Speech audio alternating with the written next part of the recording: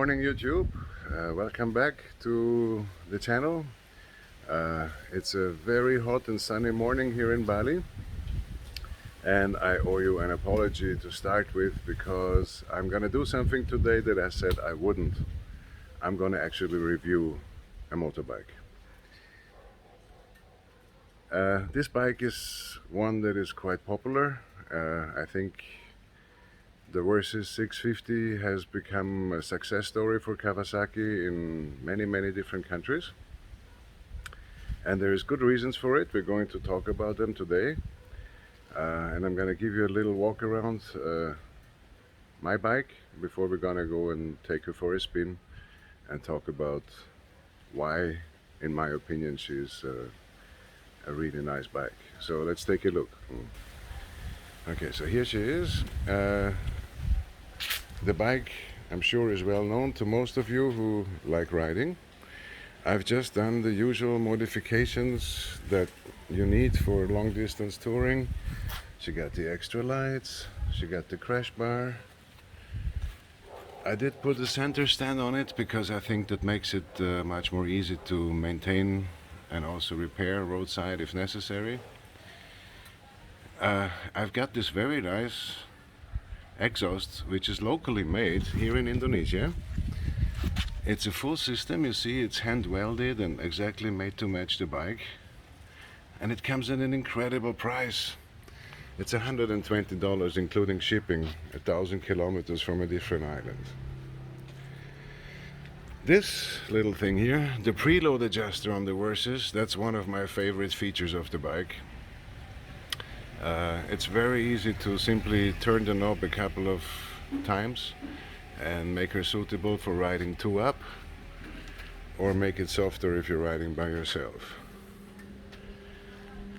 I have a little top box, put my computer and some important stuff, and then off I go. She's ready. So this is the bike.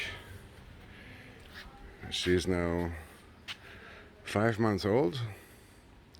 I rode around 6,000 kilometers, I think, and I think I can tell you a little bit about her.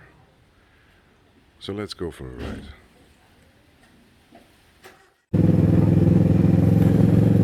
Okay, so here we are. Just taking a little ride today through the nearly empty streets of Bali. Unfortunately, the situation with COVID hasn't changed yet. It's end of November now. I remember we started talking about this 7 months ago, and no end in sight at the time being. Alright, so let's talk about the bike. The Versys has been my dream bike for a number of years now, and I had to wait this long to get her, but I'm so happy that I got her now. And one of the main reasons why I appreciate her so much is because she is so comfortable, especially for somebody my size. I am 6'3", 210 pounds. It is not easy for me to find a bike that I can sit on in a relaxed position that fits the size of my arms, my body, my legs, and actually stay on the bike for a number of hours without getting too cramped up and too uncomfortable to enjoy riding. With this bike, the ergonomics are just simply perfect for taller riders. So that is obviously a very important point. And part of this comfort package is, in my opinion, the quality of the suspension, which, coming out of the factory stock, being adjustable in the front as well as in the back, like I showed you before, is a very good quality. It makes for a very plush ride if you want to have it soft. You can tighten it up a little bit if you want to go a little bit more sporty. and I think it does a great job. So she is a very, very comfortable bike.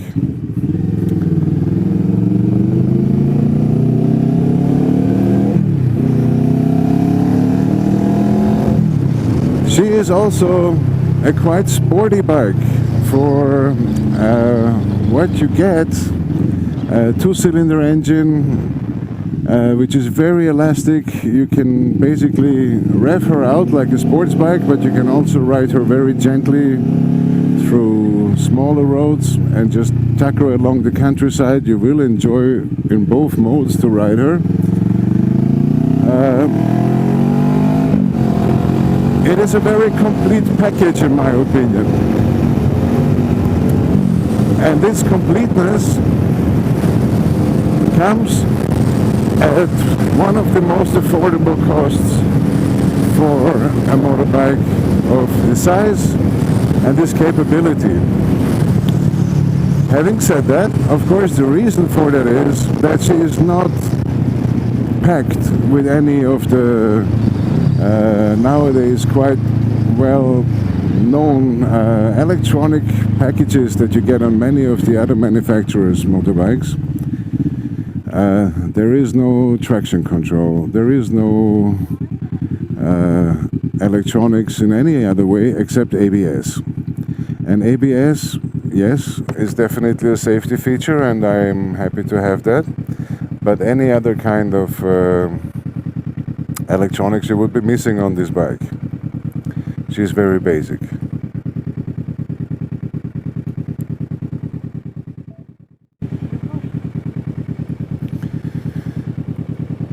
So yeah, as you know, I'm doing pretty long rides during my trips to Java, 6, 7, 8 hours depending of my destination.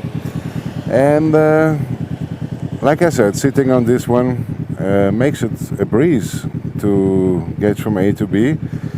You are not exhausted at all physically when you arrive. Mentally is a different story, that depends on traffic conditions. So what is this bike really? It is being marketed in many cases as a dual sport or as an adventure bike.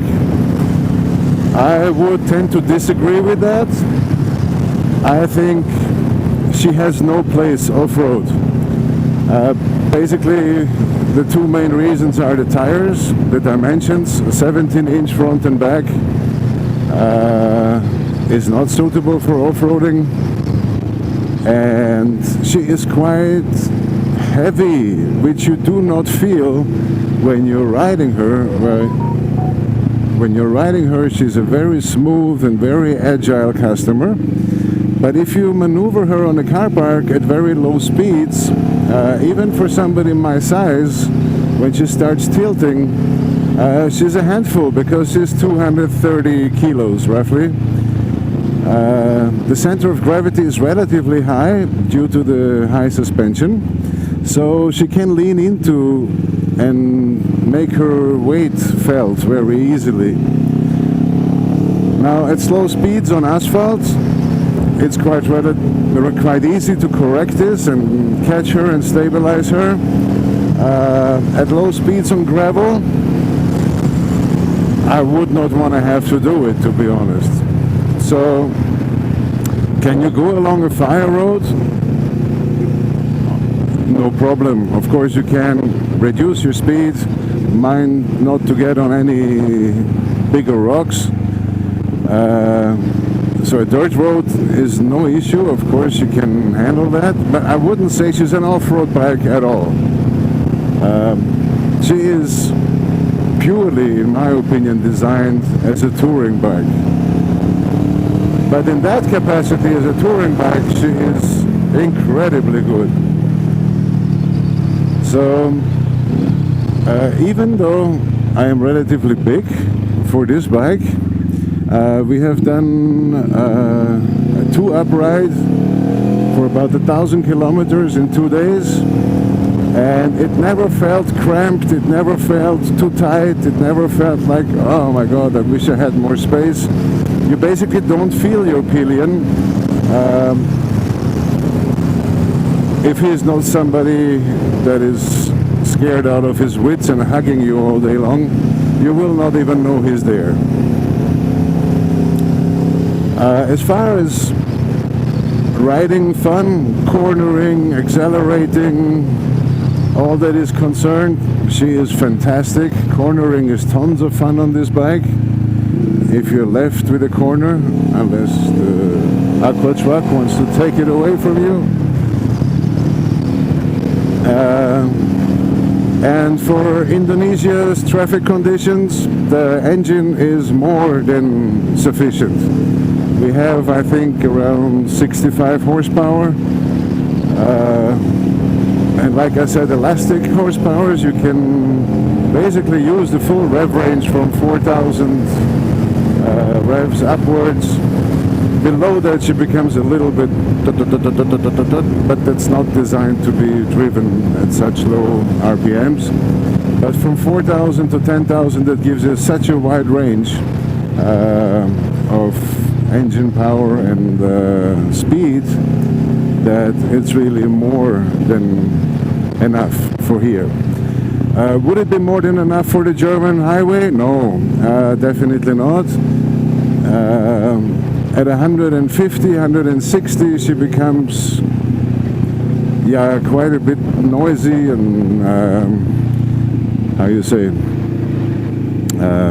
you can feel some vibrations from the engine. The engine could easily take that speed all day long, but the rider maybe wouldn't be that comfortable. So for European highways where there is no speed limit, you would probably be happier with a 1000cc bike of any sort. Maybe the Versys 1000 would be perfect for that.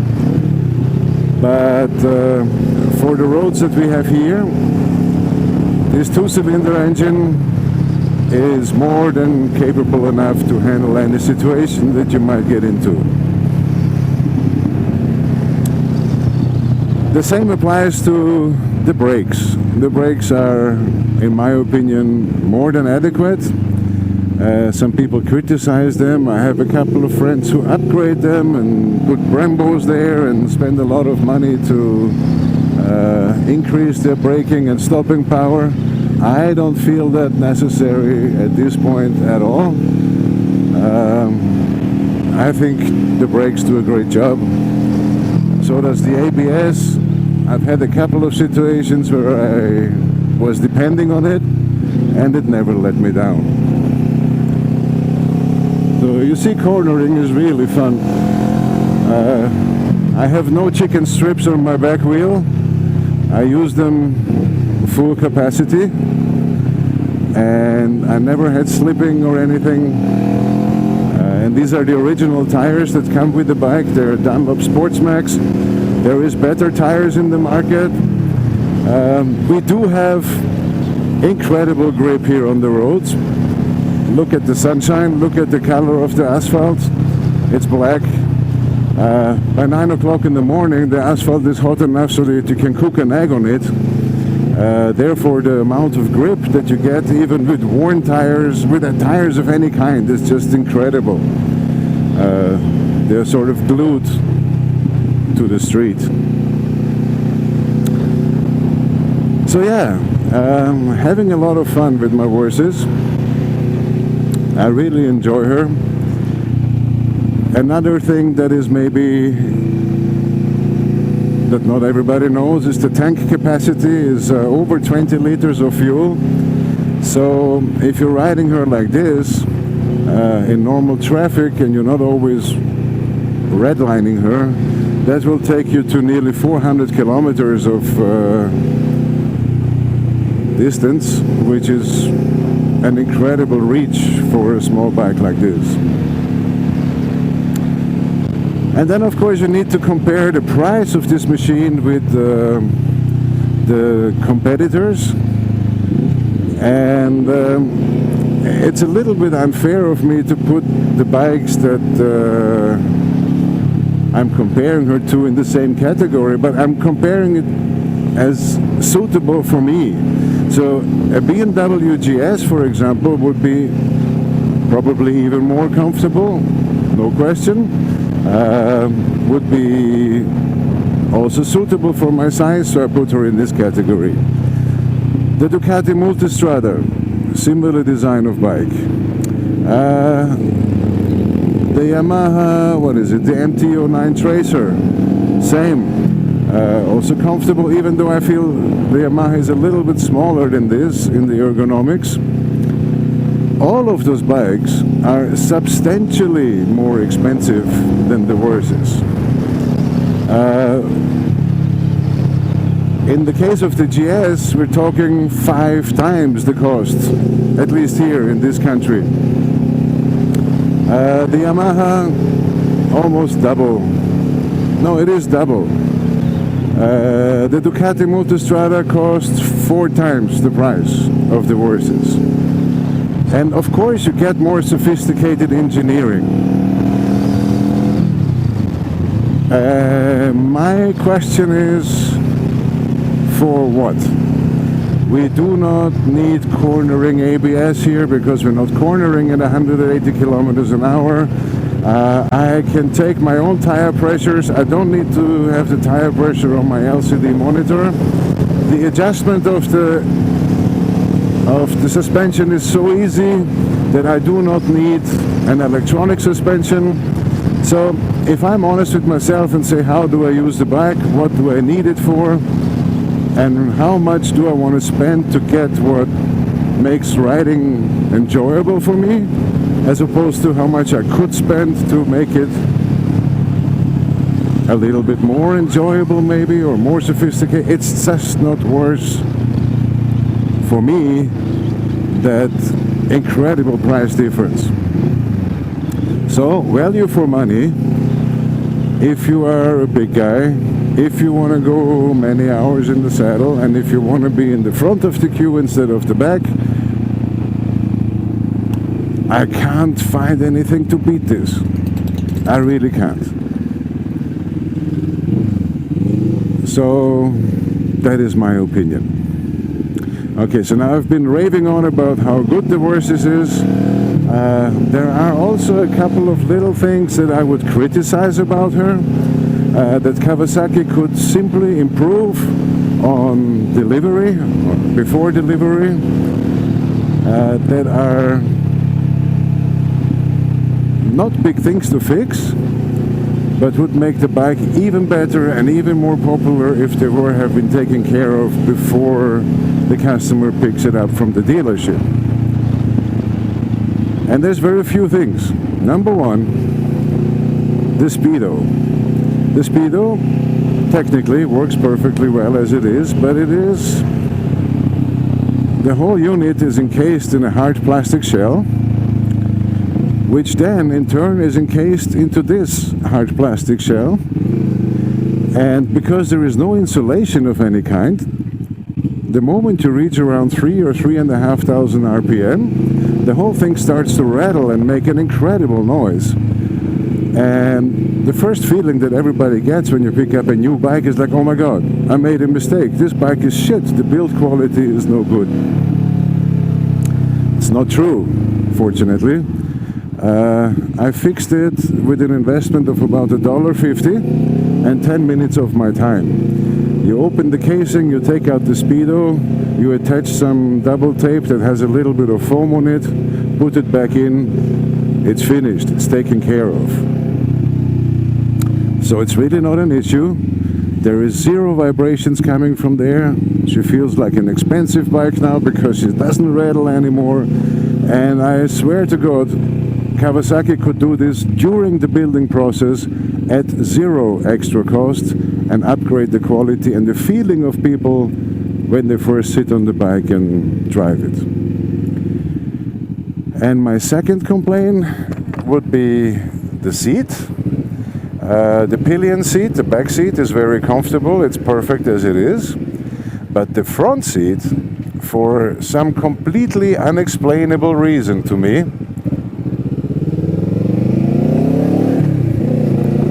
is slanted downwards, like on a Super Sport. And that I don't get, because the whole bike is built to give you a comfortable upright sitting position. Now if you're upright but you're sitting on a slope going down, you are smashing your balls on the tank, and that is anything but comfortable. Again, in this country, lucky and easy fix, we have a lot of people working on motorbike saddles, so I was able to find a very good guy who fixed it for, again, very little money. I think I spent $7. We added some foam on the front of the seat to make it straight, and we cut out a little blood channel, a little hole for my T-bone, and then a channel going forward to facilitate better blood circulation. And now she's a dream to sit on, and it's not an issue anymore. And I was able to cover the whole thing back on its original cover, so no need to invest into new seat covers, no need to buy new foam. You can do this very simply by yourself, and it makes an enormous difference to be able to sit straight without sliding forward to smash the family jewels.